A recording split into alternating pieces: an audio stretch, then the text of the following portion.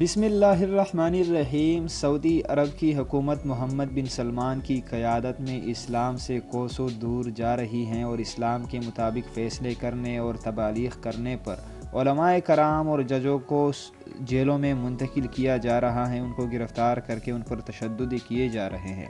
اب سعودی عرب سے ایک اور انتہائی افسوسناک خبر سامنے آ گئی ہے۔ شیشہ پینے، داڑھی منڈوانے کی اسلام میں ممانعت کا حکم دینے والے 2 سعودی جج معطل کر دیے گئے۔ سعودی عرب کی سپریم جوڈیشل کونسل نے شیشہ، تمباکو پینے اور داڑھی منڈوانے کی ممانعت کا متنازع حکم دینے والے 2 ججوں کو معطل کر دیا۔ ان دونوں ججوں کے خلاف اس وقت تحقیقات کی جا رہی ہیں اور اس کی روشنی میں ان کے خلاف مناسب تادیبی کارروائی کی جائے گی۔ ان دونوں جج صاحبان نے اپنے فیصلوں میں اسلامی تعلیمات کا حوالہ دیا اور انہوں نے اپنے الگ الگ حکم میں لکھا کہ مردوں کا داڑھی منڈوانا ممنوع ہے۔ اسی طرح ان پر شیشہ، تمباکو پینے کی بھی ممانعت ہے۔ عدالتی کام ادارہ جاتی ہوتا ہے اور اس میں ادارے کے نظام سے متعلق کسی انفرادی رائے کی کوئی گنجائش نہیں ہے۔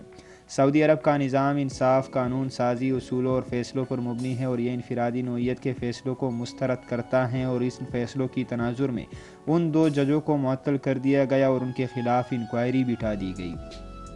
سعودی عرب اسرائیل اور امریکہ کے انتہائی قریب ہیں ان دنوں، اور سعودی عرب امریکہ اور اسرائیل کے کہنے پر نئے قانون بنا رہا ہے۔ سعودی عرب میں فحاشی کلم کلا جاری ہے۔ سعودی عرب میں جوئے کا کاروبار بھی بہت اعلیٰ سطح پر ہوتا ہے۔ سعودی عرب نے تمام اسلامی تعلیمات کو پیچھے دھکیل دیا ہے اور مغرب کی طرز پر حکومت چلا رہا ہے، اور مغربی قانون کو اپنے ملک میں قائم کر دیا گیا ہے، جس کی بدولت سعودی عرب کو امریکہ اور اسرائیل سے ڈالر ملتے ہیں، اور سعودی عرب اور کافروں کے ساتھ ان کے قریبی تعلقات اسی بنا پر بنے ہوئے ہیں۔